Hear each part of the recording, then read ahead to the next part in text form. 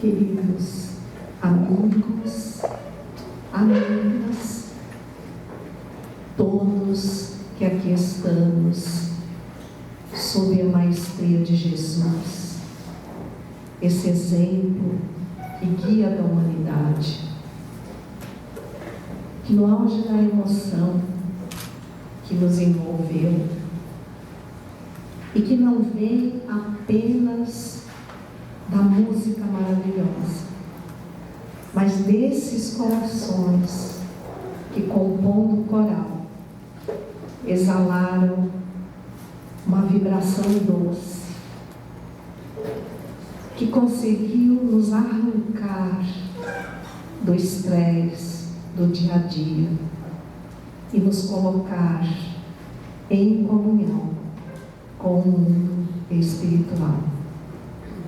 Foram momentos que se tornarão inesquecíveis.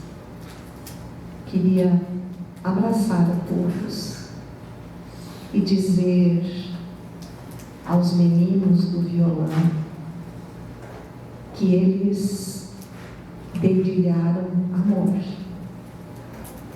E a nossa irmã do teclado, com uma sensibilidade especial, tocou os nossos corações. Infinita gratidão pelo carinho. Aquele era um reino muito rico, muito especial. O rei, justo e amoroso. Porém, a sua vida particular era formada por uma sequência de tragédias. Perdera a sua esposa logo após o parto do segundo filho, que também não resistira e partira. O seu coração, embora envolto pelas sombras do luto e da dor, procurava forças para viver e retinha em seu círculo familiar uma única filha que tornou-se um tesouro infindável da sua existência. Dedicava-se a ela com extremado carinho. E quando a menina completa 15 anos, ele chama o joalheiro-mor da coroa. Ele diz que gostaria de dar-lhe uma incumbência ímpar.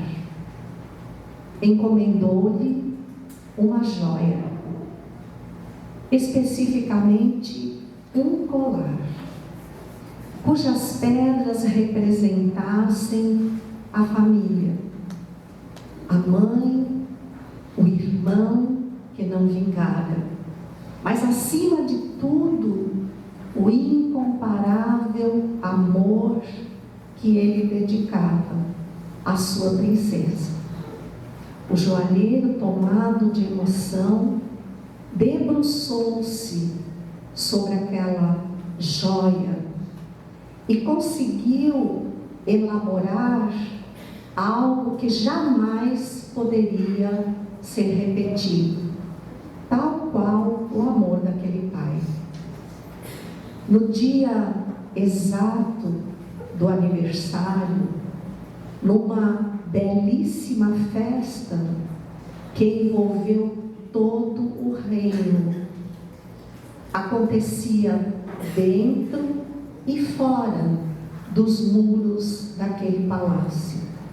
O pai, comovido, entrega à sua filha o presente, sem dispensar os comentários sobre por que pedira para elaborar aquela joia.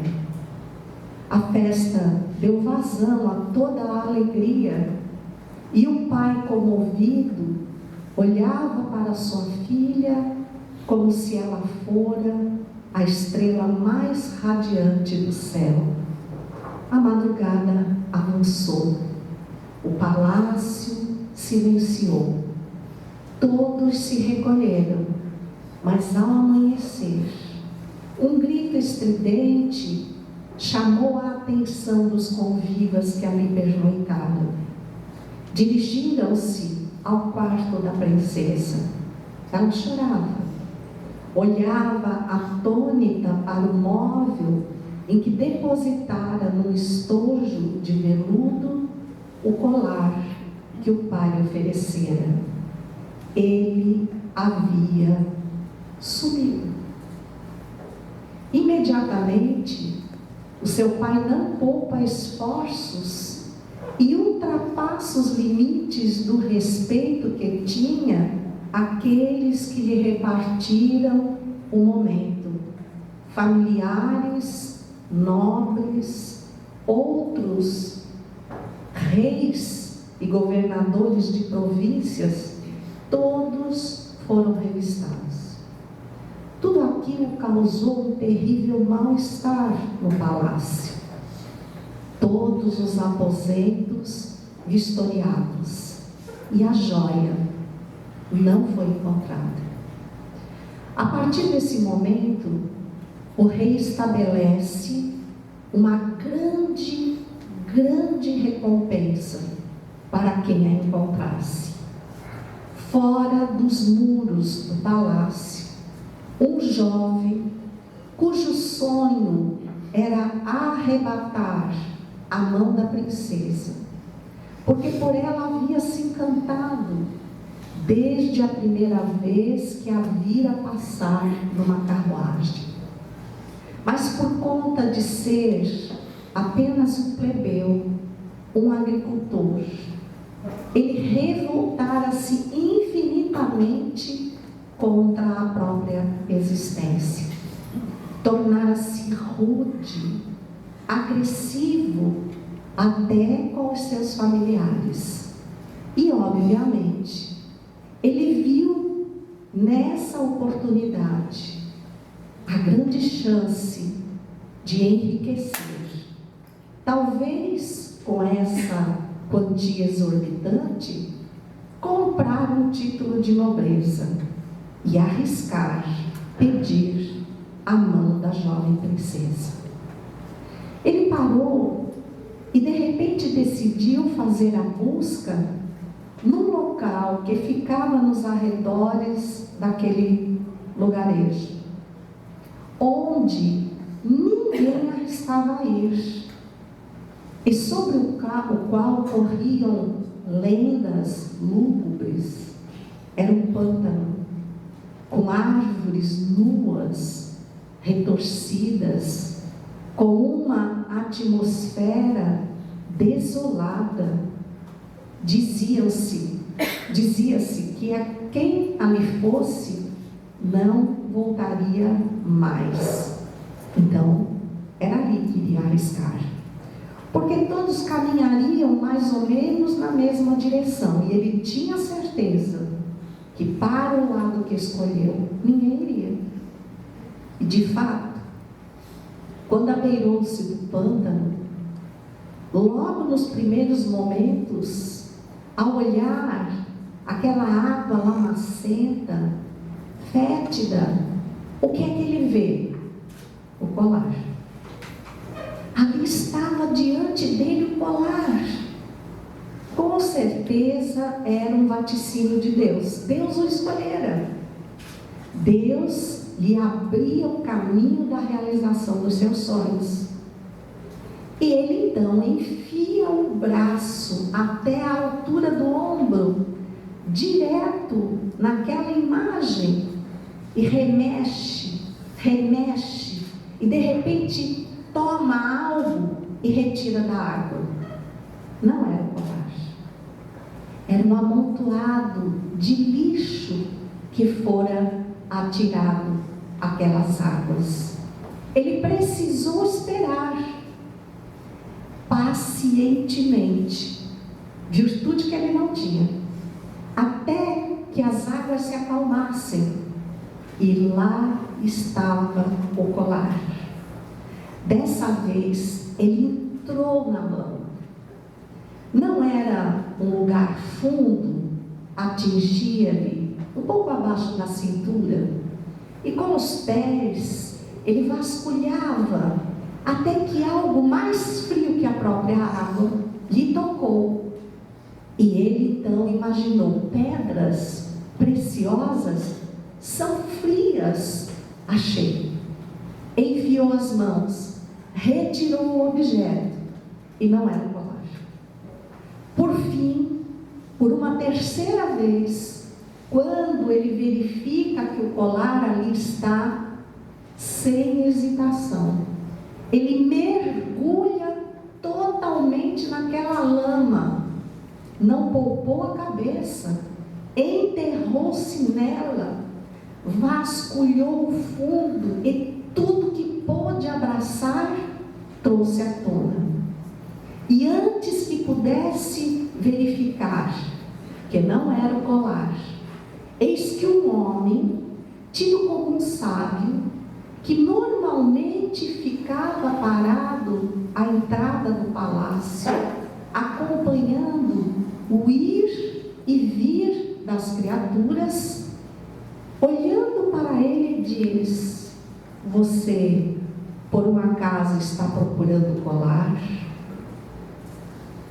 Então retire-se, porque você está procurando no lugar errado.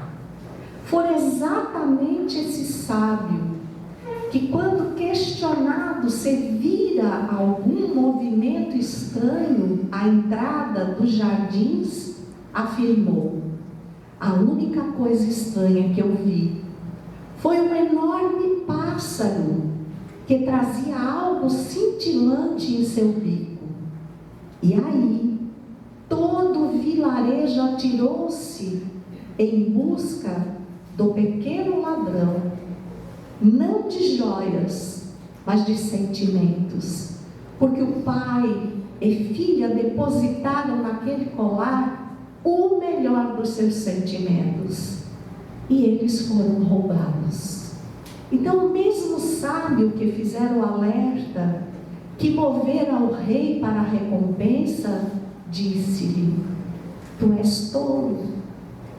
Diante das situações da vida, muitos de nós se atiram à lama dos desvarios. O que vês no pântano não é o colar, é o reflexo dele. Se nós aprendêssemos que as joias mais preciosas não estão na lama da materialidade, mas no céu, encontraríamos todos os tesouros.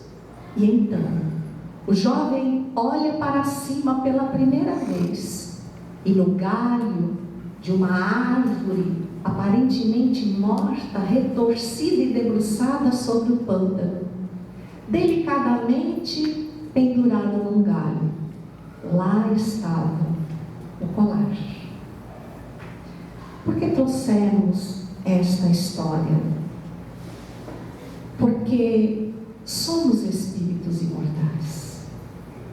Quando nos dirigimos ao livro dos Espíritos, exatamente na sua segunda parte, que fala do mundo espiritual, que nos relata a origem primeira do nosso 132, que encabeça o tema a encarnação dos espíritos.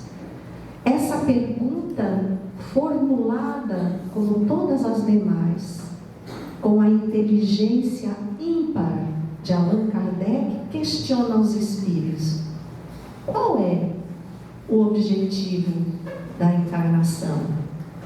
E eles lucidamente respondem: a evolução. Mas acima de tudo, em cada degrau dessa evolução, a conscientização da parte que nos compete na construção do universo. Porque o universo é ilimitado. E nós somos, sim, construtores desse universo. Partimos do mundo causal, onde Deus cria infinitamente e oferece o seu fluido mental, relembrando que na pergunta número 1, Kardec inquire: que é Deus? Porque diante do que via e do que hoje vemos no universo, e as lentes poderosas de grandes telescópios superiores ao Hubble, que captam as imagens fora da atmosfera da Terra, sem trazer as distorções naturais que essa atmosfera nos oferece, percebem que muito além do poder da tecnologia, o universo continua se expandindo. O benfeitor Emmanuel, no livro A Caminho da Luz, referindo-se a Jesus, na sua categoria máxima de espírito puro, recordando que nós temos 3 ordens de espíritos: imperfeitos, bons e puros, mas que Jesus se encontra na classe mais alta da categoria de espíritos puros, no que concebe hoje o nosso entendimento. Pode ser que à frente essa categoria se expanda muito mais, mas com ela siga Jesus. Porque quando ele elaborou os planos de modelagem da Terra, ele já era um espírito puro. E Emmanuel nos esclarece que esses espíritos que permanecem ao lado de Deus, no sentido de que há uma conexão imediata do pensamento de Deus com os deles, que são chamados Cristos ou Messias, eles são também intitulados co-criadores em plano maior, porque entre eles e Deus não há nenhuma discordância. E nós, co-criadores em plano menor, porque mergulhados nesse fluido cósmico universal, ou pensamento de Deus, com o nosso próprio pensamento, com as nossas palavras e atitudes, nós vivemos criando situações. E a história vem nos mostrar exatamente os 2 lados da nossa compreensão.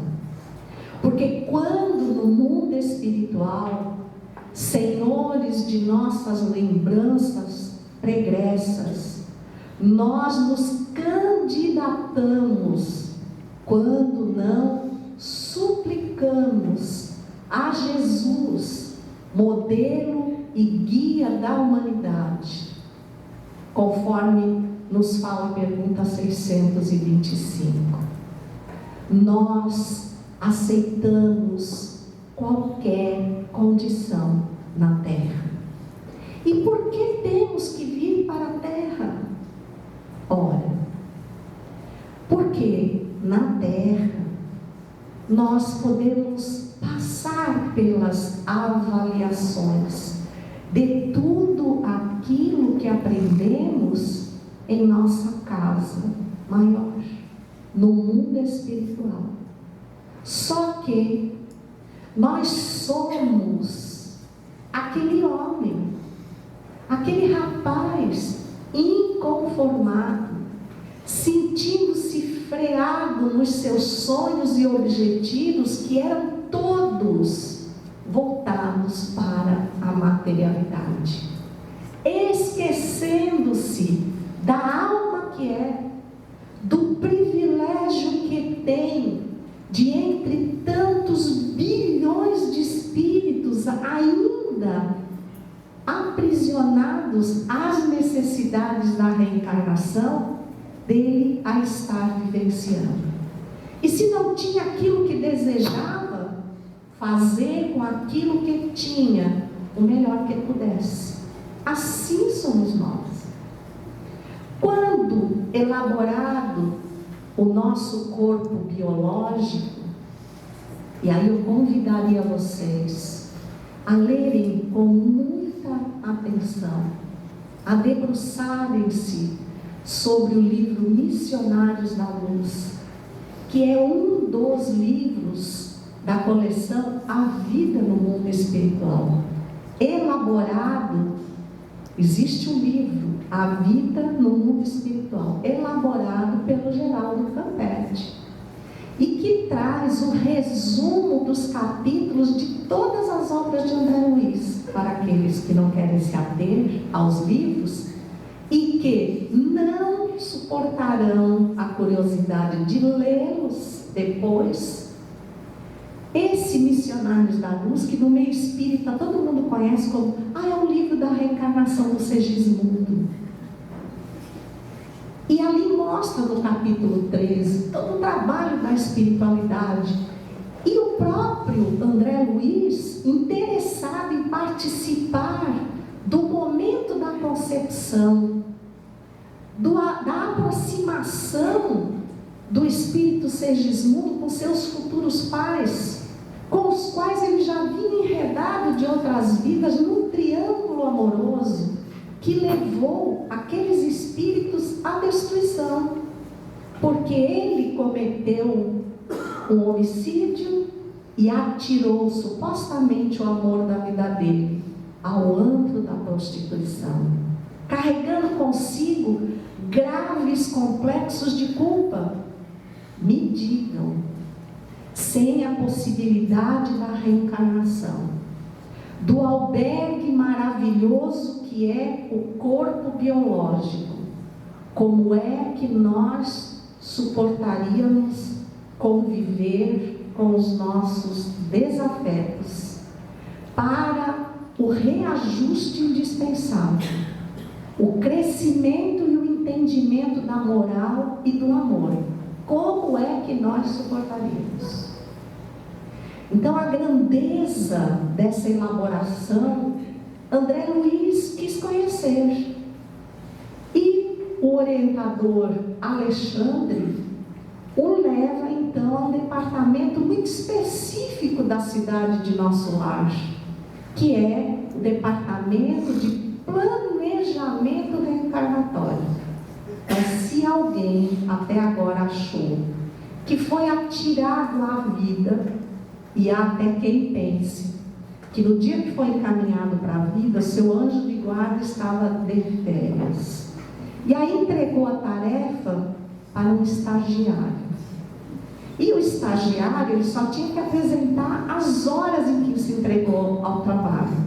Aí ele veio aqui para o Espírito Santo, começou a ver o litoral, mas ele tinha que deixar a pessoa em Cachoeiro para pequenininho. Aí o que ele fez? Se apressou, porque ele tinha X tempo, atirou a pessoa a qualquer lugar e foi curtir o litoral. E aí você olha ao redor e diz: meu Deus, que família é essa que está comigo? Eu não merecia isso, eu merecia coisa muito melhor. Olha aqui, eu sou o único espírita da minha família e todo mundo fica me dando indiretas, me cutucando, falando algum gracejo porque eu vou ao centro. E o gracejo mais comum é: só falta você levar a cama para lá, né? Muitos de nós ouvimos isso.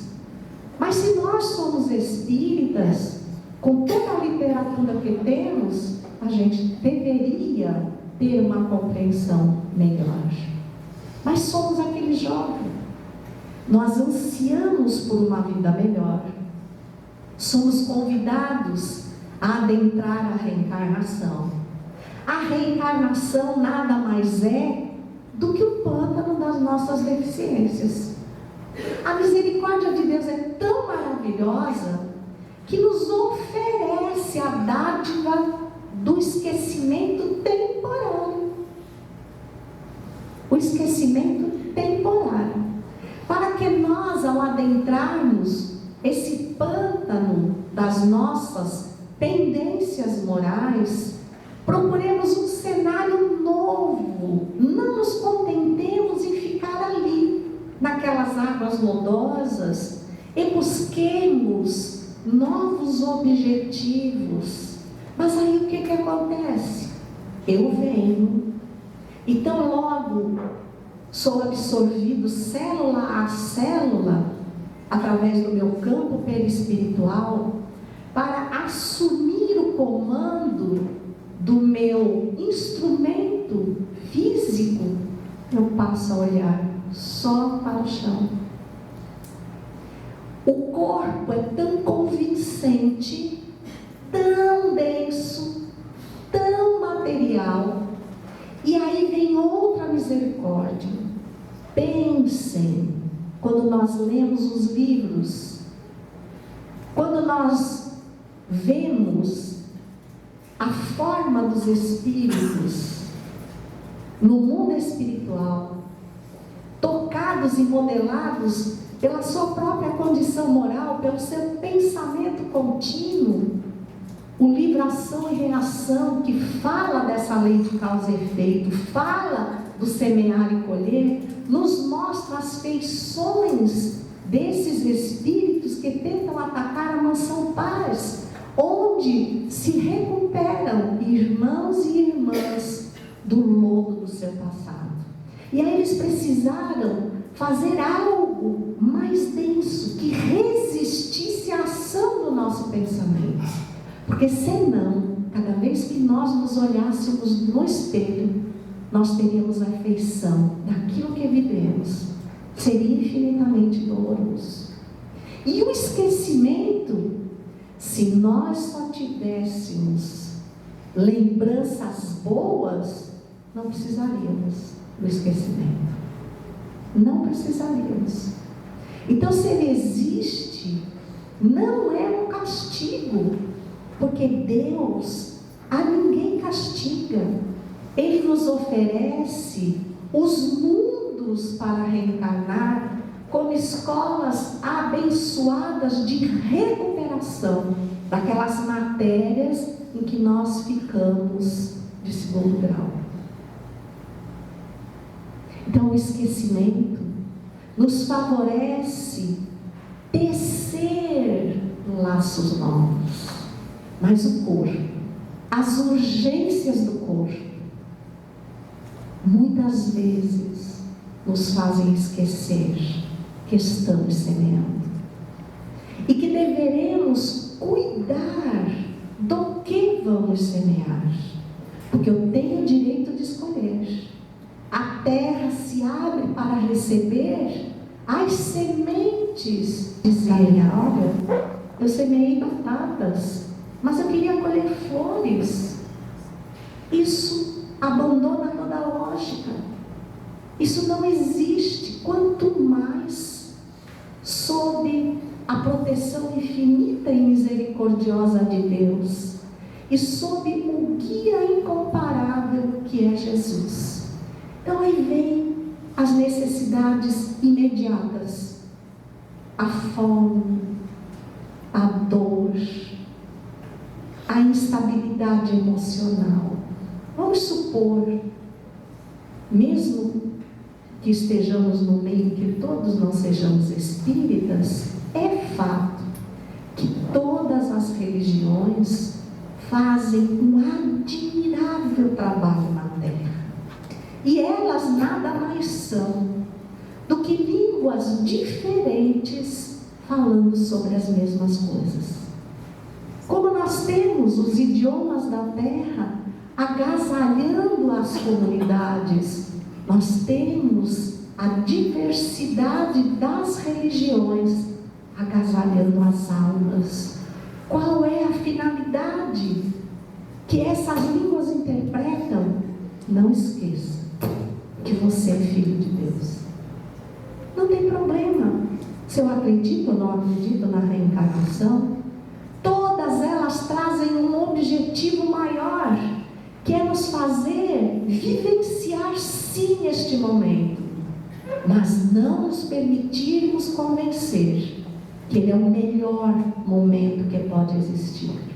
Mas nós, espíritas, que acredito que façamos o Evangelho no lar, aquela prece semanal em família, suponhamos que estamos chegando do trabalho num dia que foi muito carregado, que estamos morrendo de fome, que estamos com dor de cabeça. Aí de repente cai uma chuva torrencial aqui na cidade. O rio Itajaí transborda e você precisa se desviar do seu caminho habitual para poder chegar à sua casa. Há um atraso, e esse atraso começa a comprometer o horário do Evangelho no lar. E você chega em casa em cima da hora. O que é que você faz primeiro? Você está todo molhado, você está com fome, você está com dor de cabeça, mas tem o Evangelho. O que é que você faz primeiro? Alguém iria direto fazer o Evangelho? Não. E por quê? Porque nós não amamos a Deus? Amamos. Mas as urgências do corpo são terríveis. A dor, quem é que gosta de sentir dor? Quem é que gosta de ficar encharcado, tremendo de frio? Quem é que raciocina bem com fome? Então a gente diz: Senhor, amigos espirituais, vocês estão vendo o meu estado. Então eu vou resolver as minhas urgências, depois me entregar a vocês. Mas muitas vezes, depois que nós resolvemos as urgências, nós continuamos olhando o pântano. Nós nos deixamos engajar por uma sequência de atitudes, de preocupações, de desvelos com a casa. Aí vamos deitar e dizer: nossa, eu esqueci o Evangelho. Mas que bom, os espíritos compreendem. Hoje foi um dia atípico, então seria o dia de fazer o Evangelho 2 vezes. Porque nós passamos por muitas adversidades. E por que não compreendemos assim? Porque estamos sim procurando algo com um valor incrível, mas sempre de cunho material. Quando a dificuldade chega, eu não me vejo perante a dificuldade como um espírito imortal, sendo desafiado por algo que vem pedir de mim uma atitude renovada. Imediatamente eu repito padrões de comportamento. Mesmo depois de lermos tudo que Kardec nos traz, de sabermos que somos portadores de uma história infinita, aquele momento nos aprisiona. Nós achamos que ali estamos sendo engolidos por ele, e incapazes de erguer os olhos ao céu, tirá-los do reflexo que se estampa na materialidade e por buscarmos a causa primeira daquele acontecimento. Olharmos para ele como uma nova oportunidade, clamando uma atitude diferenciada. Eu vou à casa espírita, eu vou ao templo religioso, eu escuto os palestrantes, os sacerdotes, os pregadores, mas o que é que eu assimilo? O que é aquilo aplicado, aquele reflexo lodacento, faz com que o céu se reflita ali e me faça recordar de Deus? André Luiz, junto a Alexandre, no departamento de planejamento reencarnatório, toma ciência de como são elaborados os desenhos, as plantas dos corpos biológicos, em que vamos ser albergados por algum tempo na Terra, como co-criadores de Deus. Será que a gente se recorda disso? Criadores de Deus. Vocês têm alguma ideia de que Deus planeje criar o mal? Não. Se nós somos co-criadores, mesmo em plano menor, no sentido de realizarmos aquilo que já compreendemos, o que Deus está esperando de nós? Que nós estruturemos o bem, até que ele seja tão visível que não nos lembremos mais do mal. E aqui na Terra, nós vimos colher aquilo que semeamos, com um acréscimo de misericórdia infinita. Porque o tempo em que estamos aguardando para colher são os tempos intermediários entre as reencarnações, em que nos é ampliada a oportunidade de rever conceitos, de colher aprendizado e de fazer uma nova programação. Coisa que não acontece quando efetivamente semeamos na terra material. Porque a terra dos nossos corações, nós querendo ou não, aceitando ou não, ela é constantemente adubada pela misericórdia e pelo amor de Deus, de Jesus, que chega até nós pelas mãos dos benfeitores amigos, em todos os graus de entendimento, para nos fortalecer o ânimo e nos convidar incessantemente a sairmos do campo do desânimo, da desesperança, e olharmos adiante, olharmos a nossa origem. Eu sou filho de Deus. Ou alguém acha que não é filho de Deus? Eu sou filho de Deus. Deus não pode ter me criado para essa circunstância. Então o que está acontecendo? Eu não estou sabendo fazer a leitura dessa situação. Deixa eu mudar de ângulo. Deixa eu me aproximar da janela para o céu. Que janela? A oração, a entrega à espiritualidade, rogando que a luz do sol de uma esperança nova nos invada, nos clareie o horizonte, nos permita ver uma estrada além de onde nós estamos vendo. E aí, Manassés, que é um outro irmão que labora nesse departamento do planejamento reencarnatório, ele faz uma revelação quase chocante, André Luiz.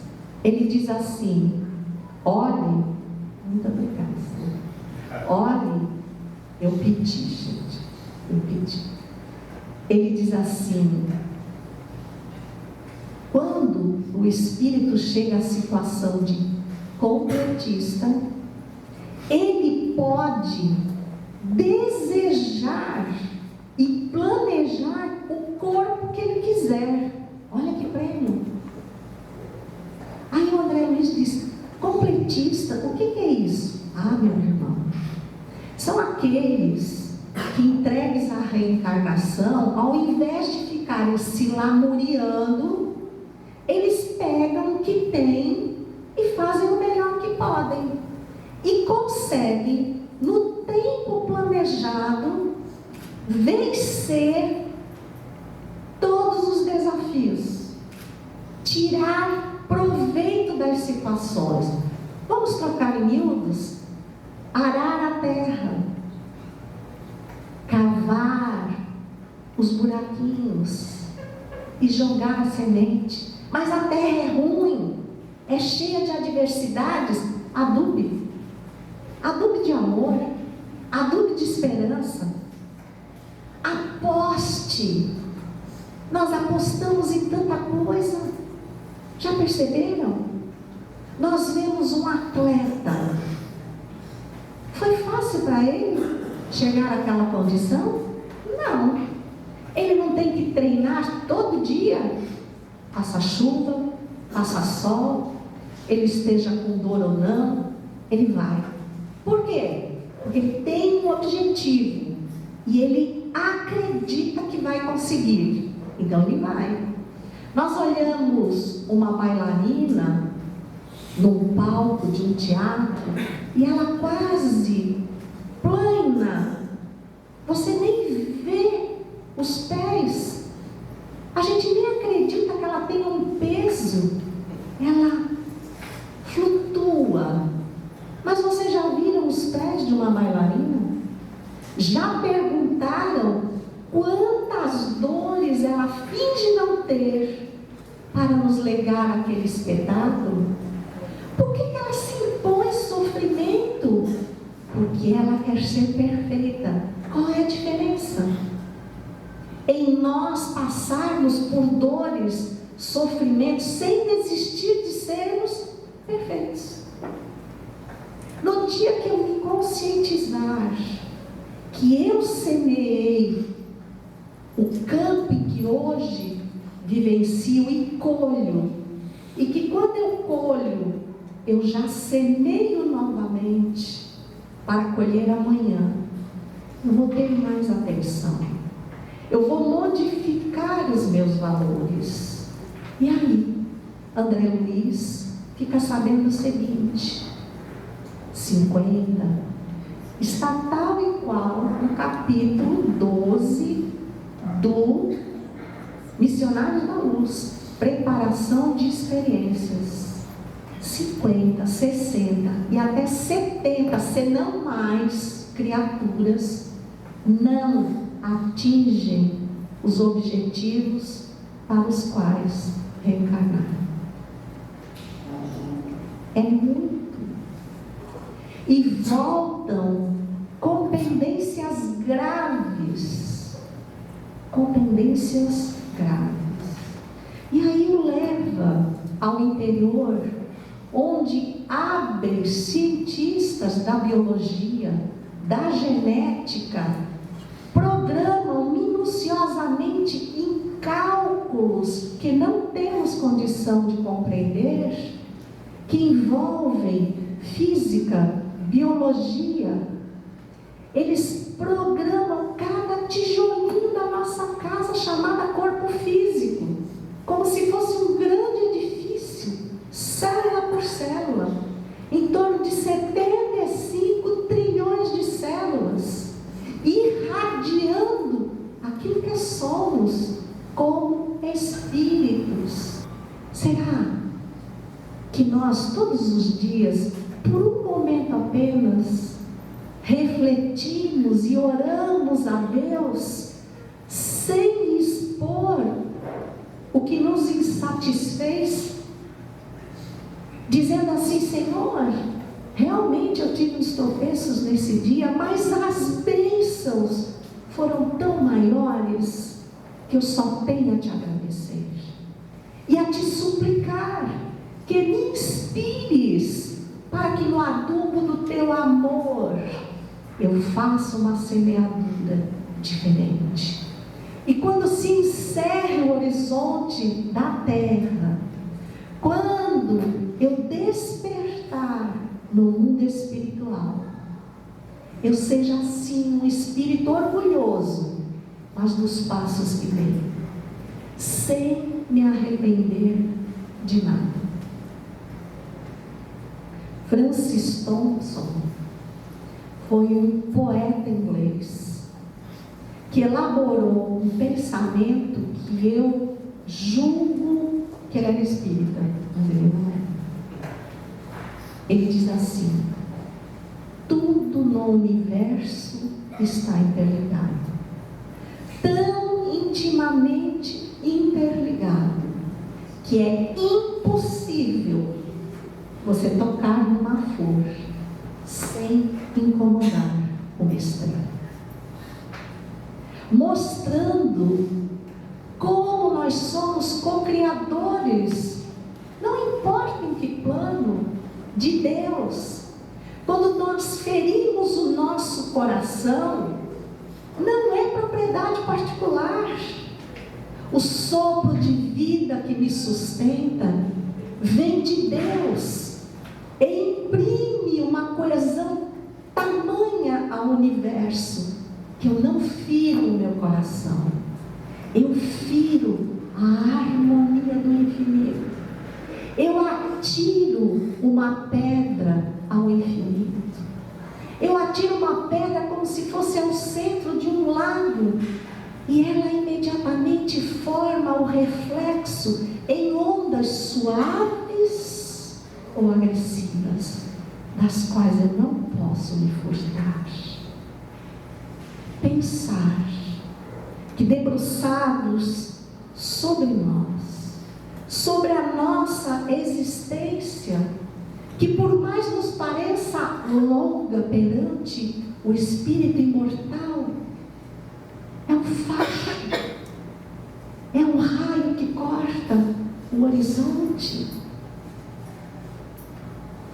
Pensar que algo material me faz esquecer que eu fui criado por uma porção do amor de Deus. E se Deus é luz, eu sou luz. Se Deus é misericórdia, a misericórdia está em mim.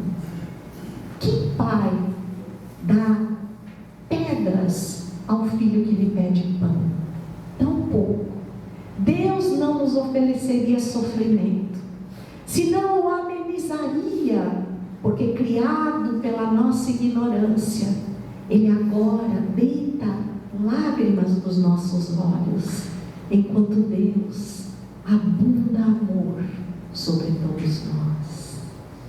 Fato é que nós estamos, neste exato momento, no eco de nossas próprias almas, mergulhados na onda da pedrada que atiramos ao lago, debruçados no reflexo de uma joia infinita, mas acreditando que ela está submersa na lama do mundo imediato. E eu descreio de mim. Eu começo a acreditar que não há um objetivo que me vale aproveitar cada momento, tirar o melhor que eu possa, materialmente falando. Eu me debruço sobre jornadas incansáveis e desgastantes do trabalho, porque ele me traz o recurso, o prêmio imediato. Eu confio mais nos homens que me empregam do que em Deus. Eu desisto tão mais rápido da religião do que de um serviço que me convida a mergulhar na corrupção. Eu estou semeando. Aquele homem saiu a semear. Ele tinha tido uma colheita desastrosa, tal qual as nossas de vidas pregressas. Levava às costas um único saco de sementes, que foram o que pudera comprar. Como nós vimos com um saco de talentos, acrescidos da misericórdia de Deus, para semear na terra. E ele foi fazendo as covas, foi deitando as sementes, e ao final do dia, exausto, saiu da lavoura e tomou a estrada para casa. E de repente um clarão se abre no infinito azul do céu, que já decrescia para a noite que se anunciava. E uma vasta carruagem invadindo o espaço, como se desenrolasse um tapete de flores, estaciona a poucos metros adiante dele. E qual não é sua surpresa? Quem desce da carruagem? Jesus, o Senhor do mundo. Ele arranca o chapéu, coloca-o junto ao peito, incrédulo. Era mesmo Jesus que estava diante dele. E Jesus lhe estende a mão, dirige um olhar ao saco de sementes, volta para os olhos dele e lhe disse: não é possível. Ele é o Senhor do mundo. Ele está mesmo me pedindo uma semente? Ele não está vendo que eu só tenho um saco de sementes e que elas precisam vingar para que eu tenha subsistência? Não acredito. Recuou. Jesus avançou um passo, depositou sobre ele um olhar cândido. Ele estendeu a mão e ele novamente recuou. Por fim, Jesus avançou um pouco mais, olhou fixamente através dos olhos, atingiu-lhe a alma, olhou para o saco de sementes. Então, ele, cambaleante, inseguro, sem tirar os olhos de Jesus, enfiou a mão no saco e trouxe uma semente. Depositou-a nas mãos de Jesus. Jesus ainda insistiu um pouco mais, com a mão em concha, em direção ao homem, mas nada conseguiu. Voltou sobre os próprios passos, adentrou a carruagem, que desapareceu lentamente no infinito. Passado um tempo, o homem, voltando a si, tornou ao saco, e quando foi recolhê-lo do chão, viu que algo cintilava. Pegou em suas mãos, era um lúcido diamante, e ele entendeu: uma única semente, um único diamante. Como falou na linguagem material, ele atirou o chapéu ao chão e disse: que louco eu fui! Por que eu não entreguei tudo ao Senhor da vida? Não fique inseguro, não tenha medo. Não importa que vocês tenham apenas algumas sementes, semeie-as ofertando a Jesus. Cada uma delas não vai ter correspondência na terra, mas será um diamante de luz, construindo a sua própria constelação, a sua alma radiante, que após uma dura semeadura, colhe flores de luz, flores de gratidão, no retorno ao mundo espiritual. Quando nós sairmos daqui, não deixemos apagar nas nossas almas a mensagem do Cristo: amai-vos uns aos outros, como eu vos amei, e ao vosso próximo, como a si mesmos. E saiamos a semear para colhermos esse amor inconfundível que Jesus nos oferece. Carinho e gratidão